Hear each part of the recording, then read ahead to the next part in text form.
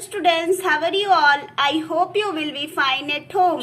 Previous class में chapter number 2 Paramvir सेनानी जो एक सौर्य कथा है उसका हमने सारांश बताया था। आज हम लोग चैप्टर रीड करते हैं और बताते हैं कि चैप्टर में है क्या। पेज नंबर है 13। पेज नंबर 13 में पूर्वी उत्तर प्रदेश में एक छोटा सा गांव था। गांव में दर्जी की दुकान पर अब्दुल अहमद बैठा था। उसके मन में बार बार कुछ कर गुजरने की इच्छा उठती थी और गांव का ही एक जो सिपाही था वो फौज में भर्ती था।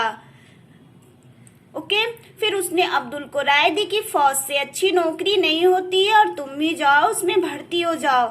लेकिन क्या हुआ, अब्दुल अहमद के जो पिता थे ये बात सुने तो वो बहुत नाराज हुए और उसे वहां जाने से मना कर दिए। उन्होंने सोचा कि उसकी अपनी बीवी से बात करके, बीवी मतलब अब्दुल की मम्मी माता से बात करके उसकी शादी कर दिया जाए।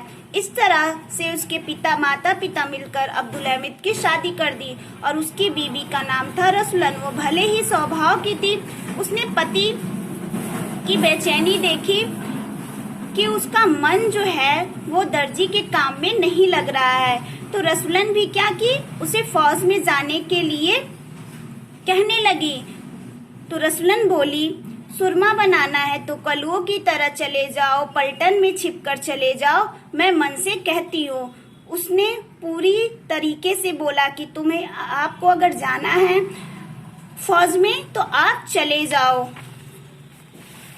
Page number 14। इस पेज का आशय क्या है पढ़ते हैं हम लोग। तो इस तरह क्या हुआ, कलुआ भर्ती पहने। कलुआ कौन था, अब्दुल अहमद का दोस्त था। वो शान से गांव से निकला और अब्दुल भी क्यों ना निकले, पर फौज में भी तो डर होता है।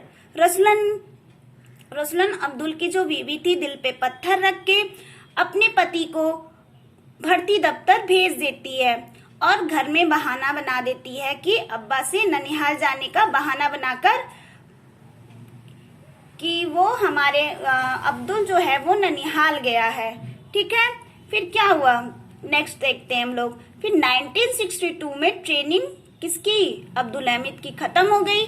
फिर चीन का आक्रमण हुआ जिसमें क्या हुआ, मोर्चे में अब्दुल अहमद भी शामिल था। वो भारतीय सेना की तरफ से फौज में भर्ती था। तो इस तरह क्या हुआ, चीनी जो सैनिक थे वो चींटियों की तरह आगे बढ़ रहे थे और जो है भारतीय सेना तितर बितर हो गई। चीनी सेना घेरे से निकलकर कठिन हो रहा था। चीनी की जो सेना थी वो बहुत ज्यादा थी और ताकतवर थी, उससे निकलना बहुत ही कठिन हो रहा था।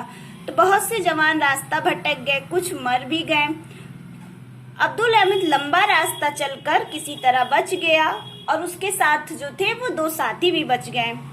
तो 10-15 दिनों तक दुश्मनों से बचते बचाते क्या हुआ, अब्दुल अहमद अपने इलाके पे पहुंचा जिसमें कलुआ जो उसका दोस्त था बीच में शत्रु की गोली से वो शिकार हो गया और मर गया। लेकिन किया भी क्या जा सकता था, किसने कहा था, अब्दुल अहमद ने कहा। फिर एक दिन जब हुआ, भारत का तिरंगा झंडा दिखा। घायल अब्दुल अहमद वहां जा पहुंचा। वहां जाकर जब उसे पता चला कि लड़ाई खत्म हो चुकी है, सेना का घर जाने की छुट्टी मिल गई है, अब्दुल अहमद घर पहुंचा। गांव में बड़ी खुशी मनी, पर जब कलुआ की माँ भागी भागी आई तो उसकी आंखें पूछ रही थी। क्या हुआ इस पार्ट में क्या हुआ, जो उसका दोस्त था वो तो घायल हो गया